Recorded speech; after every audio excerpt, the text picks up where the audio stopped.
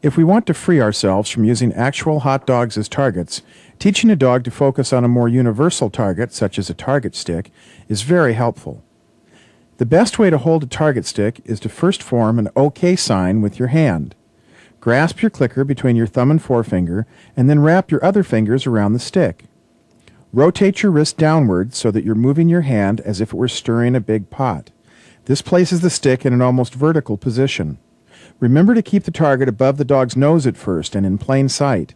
As you connect a cue to the behavior, the dog will come to actively seek the target when you give the cue.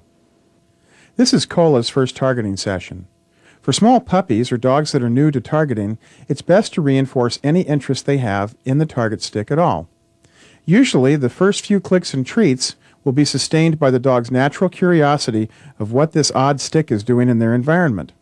Sometimes you'll see a dip in their interest, just as Cola is here, and then I have to reduce my standards and try to get her focused on the stick again.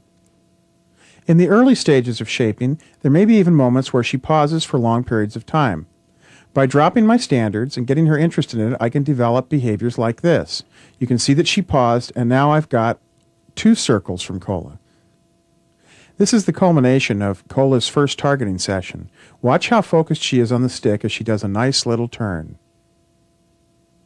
Mac's a little bit older and a little more coordinated. I'm going to give him a chance to bump the stick and click consistently every time he shows interest in it. Mac is so well developed at this behavior that I think he's just about ready to attach a cue to it. My first goal is to make sure that I can reasonably predict when the behavior is going to happen. Once that has been achieved, it's a very simple process to attach the command touch to this behavior. Okay, once the behavior is happening consistently, you want to present the cue just before you think the behavior is going to occur. Now with Mac, he's going to bump this thing no matter what, so I know it's going to happen. Touch. It's a very simple process. You just put the cue up front just before the behavior is going to happen. Touch. Touch. And I'm staying well within the range of his knowledge on this behavior.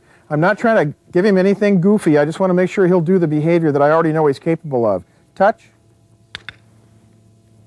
If I can do this about 20 to 50 times, his brain will automatically pick this up and understand that the word touch means an opportunity for reinforcement. Touch. Touch. Touch.